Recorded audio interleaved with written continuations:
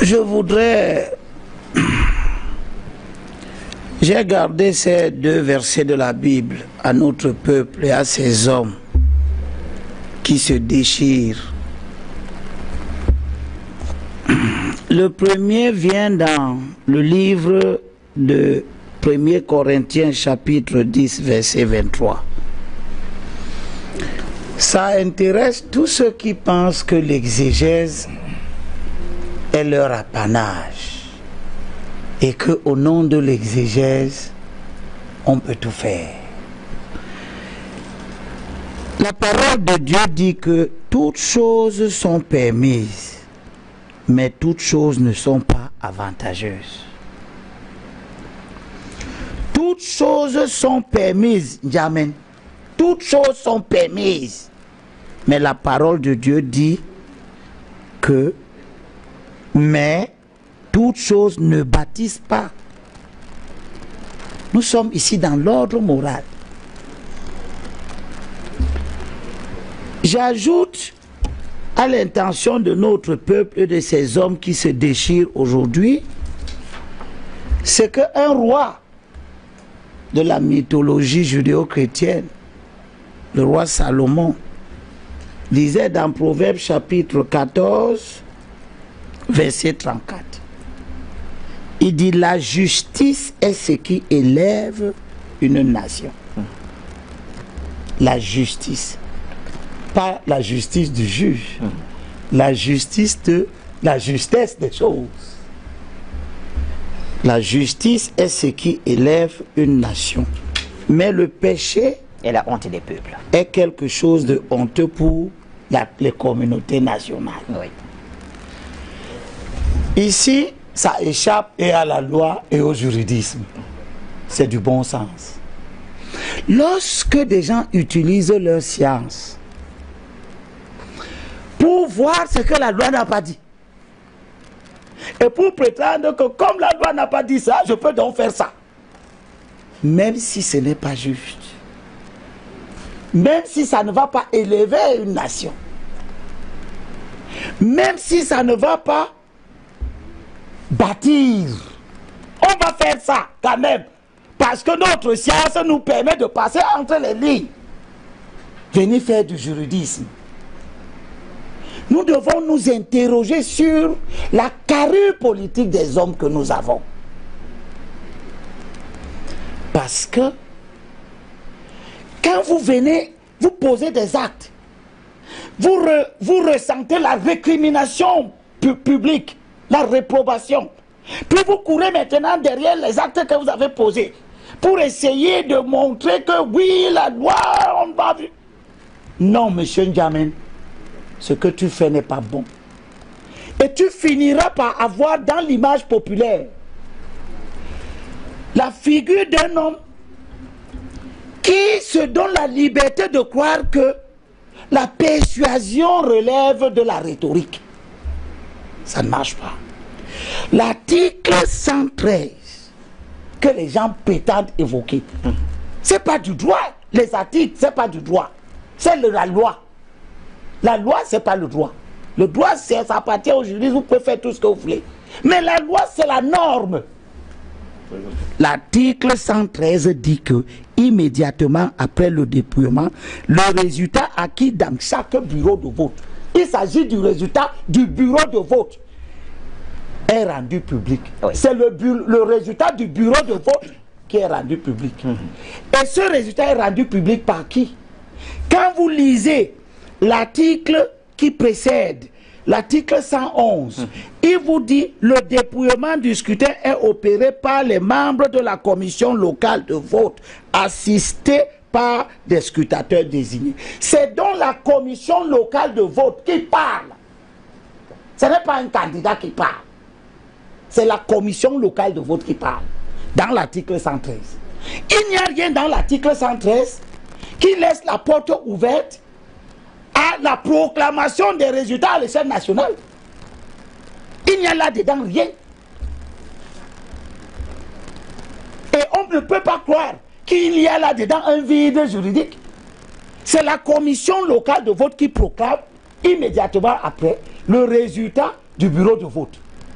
En quoi est-ce que cette disposition ouvre la porte à la faculté pour un candidat de dire non pas les résultats des bureaux de vote qu'il a acquis, mais les résultats à l'échelle nationale? Les dérives dans le processus électoral ne sont pas réprimées dans le code électoral. Il faut le savoir. Les dérives dans le processus électoral, et c'est ce que M. Bandakani vient de dire, le code électoral n'est pas un corpus législatif à part. Il s'inscrit dans l'ensemble du dispositif juridique du pays et législatif. D'où la répression aux atteintes au processus électoral qui se trouve dans le code pénal. L'article 122 du code pénal dit ceci. Des atteintes, le chapitre 2 du code pénal, des atteintes à la Constitution. Section 1, délits électoraux. Article 122. Est puni de l'emprisonnement de 3 mois à 2 ans et d'une amende de 10 000 à 100 000 francs ou de l'une de ces deux peines seulement celui qui, à l'occasion d'une élection fédérale, fédérée ou communale, viole le secret du vote. 2. Porte atteinte à sa sincérité. 3. Empêche les opérations de scrutin. 4. En modifie les résultats. Si vous dites j'ai gagné et que l'autorité qui proclame les résultats dit que vous avez perdu, ça veut dire que vous avez modifié les résultats. C'est ce que ça veut dire. Quels que soient les procès-verbaux. Voici, on a dit modifier les résultats. On n'a pas dit que vous changez les procès-verbaux. Si vous prononcez un résultat et qui n'est pas celui que l'autorité a prononcé, vous avez modifié le résultat. Que vous l'ayez fait avant ou que vous le fassiez après. On ne vous a pas donné un ordre de préséance ici, une chronologie. Le législateur a dit de ne pas modifier le résultat. C'est parce que le législateur a dit ce genre de choses qu'il ne faut pas vous embarquer dans la proclamation des résultats qui peuvent être différents de ce que l'autorité légale qui doit proclamer les résultats peut dire. Maintenant, quand j'ai fini de dire ça, je dis les gens qui ont fait finalement de l'élection le lieu d'expression du culte de la personne, qui ne juge plus les candidats sur la foi des engagements qu'ils veulent prendre pour le peuple, mais les juge sur la foi de leur CV et autres et deviennent des véritables disciples, pensent que comme le candidat est un agrégé, il connaît le droit, il a défendu Bakassi, il peut faire tout et n'importe quoi. Et le candidat lui-même finit par se laisser embarquer dans ce jeu où il n'a plus la maîtrise de ses troupes, ne peut pas tempérer les gens. Et on tombe dans des fautes. Quand vous dites que vous avez des PV, il s'agit pour l'élection et pour proclamer les résultats d'avoir, voici l'ensemble des bureaux de vote du Cameroun. Ici, produit par Elections Cameroun. Il y a 24 988 bureaux de vote. Chaque parti politique sérieux devrait donc avoir 24 988 représentants dans les bureaux de vote. Oui. Pour que ces représentants-là, non seulement veillent au bon déroulement du scrutin, mais ramènent aux candidats 24 948 bureaux de vote. Quand M. Kamto décide de parler, il ne parle pas des tendances. Il dit qu'il a fini d'exploiter les procès-verbaux. Donc, je suppose, puisque quand je vais poser la question, aviez-vous, au moment où vous vous prononcez, M. Kamto ne dit à personne, le nombre de procès-verbaux qu'il détient, qu'il a dépouillés, pour qu'on commence à spéculer, qu'on dise que oui, il a 20 000 procès-verbaux. Il lui reste seulement 4 000 à voir.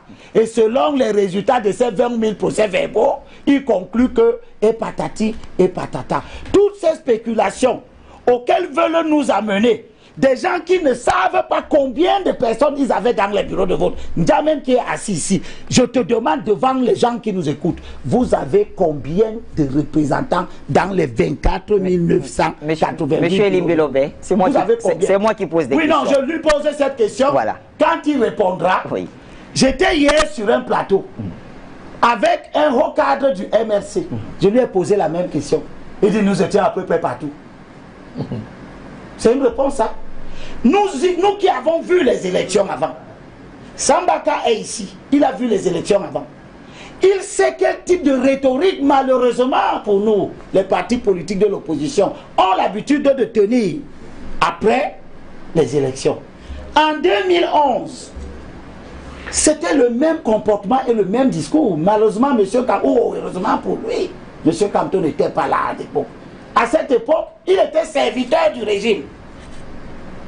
À cette époque-là, en 2011, les candidats à l'issue du scrutin disaient qu'ils avaient gagné. Le même comportement. Mais lorsque le scrutin est passé et que Elections Cameroun a fait l'état des lieux, c'est alors qu'on a vu que le SDF, qui disait avoir gagné, et que c'est la fraude, qui appelait les gens à défendre leur vote, à contrôler le vote, des notions ambiguës qui ne signifient rien. Contrôler le vote, qu'est-ce que ça signifie? J'ai entendu M. Cabral Libi le même lundi, c'est-à-dire à moins de 24 heures après le scrutin, qui demandait que les gens aillent contrôler le vote. Qu'est-ce que ça veut dire, contrôler le vote? C'est quoi? On contrôle le vote comment? On regarde les bulletins qui sortent des urnes, si c'est celui que vous avez mis dedans. C'est quoi contrôler le vote? La loi prévoit que vous assistez au dépouillement à la mesure où la salle peut contenir les électeurs sans gêne. Sans gêne. Ça veut dire que le président du bureau de vote, qui fait la police du bureau de vote, s'il estime que ça va gêner, il peut même vous empêcher d'entrer dans cette salle. C'est la loi. On a donc découvert après que le SDF, sur les 24 579 bureaux de vote qu'il y avait, n'a obtenu que 11 952 procès-verbaux. Encore faut-il savoir si tous ces procès-verbaux lui sont parvenus. Mais il pouvait en avoir seulement 11 952 parce qu'il avait seulement 11 952 représentants dans les bureaux de vote. Quand on sait que ça s'est passé comme ça, pour un grand parti comme le SDF, on est en droit de se dire aujourd'hui que quand les partis politiques vous disent après le scrutin, nous étions partout, nous avons mis les gens partout, on prend ça avec des pincettes. Et je demande encore, même jusqu'à maintenant, que cette polémique, si elle s'enfle comme ça, c'est bien parce que Elections Cameroun n'a pas pris la peine que immédiatement avant le déroulement du scrutin, de rendre public le niveau de couverture des bureaux de vote de chaque parti. Parce que si on sait que le MRC n'a été présent dans les bureaux de vote que pour 10 000 représentants ou 11 000 représentants, tout le monde verra la supercherie qu'il y a dans cette démarche. Et même jusqu'à maintenant, je souhaite que la Direction générale des élections nous donne rapidement le tableau qui illustre le niveau de représentation effective des candidats et des partis politiques dans chaque... Alors, avant de vous retirer la parole, alors tout naïvement, je voudrais quand même savoir, il faut à peu près, pour vous qui utilisez les chiffres et les statistiques, il faut à peu près combien de votes pour avoir 1%? 65 000. Il faut le nombre d'électeurs inscrits, c'est 6 598 553. Oui. Pour avoir un seul point. il faut 65 985 électeurs qui votent pour vous. Les gens sont chauffés par un monsieur Cabral Libby et sa bande qui estime que pour avoir fait un meeting plein au stade Sikam, qui a à peu près 1,5 hectare de superficie, qui ne peut pas contenir 7000 personnes, 6000 personnes. Si c'est 5000 personnes, même c'est beaucoup. Pour avoir fait ça à Douala, ce qui ne représente même pas 0,0 quelque chose pour ça. Pour avoir fait un meeting semblable à Edea et pour avoir fait un meeting à Yaoundé, sur 360 communes, monsieur Cabral Libby a-t-il été dans un seul meeting à Ngaoundal? Il a été dans un meeting à Ngaoundal. Il a été dans un... Si je prends... Parce que chacun des candidats vient. Il dit que j'ai sillonné... Non, je termine. Oui. Il dit j'ai sillonné tout le Cameroun. Je prends la Damawa. Monsieur Cabral Libby a-t-il été à Tigné? Tigné, c'est 16 900 électeurs. A-t-il été là-bas? Il a fait un meeting là-bas. Il a fait un meeting en Ngaoundal. Ngaoundal, c'est 27 000 électeurs. Je peux continuer à égrener commune par commune que aucun de ces candidats n'a mis le pied là-bas dedans. Et c'est des gisements énormes d'électeurs qui ne les ont jamais vus. Ils n'avaient aucun relais là-bas.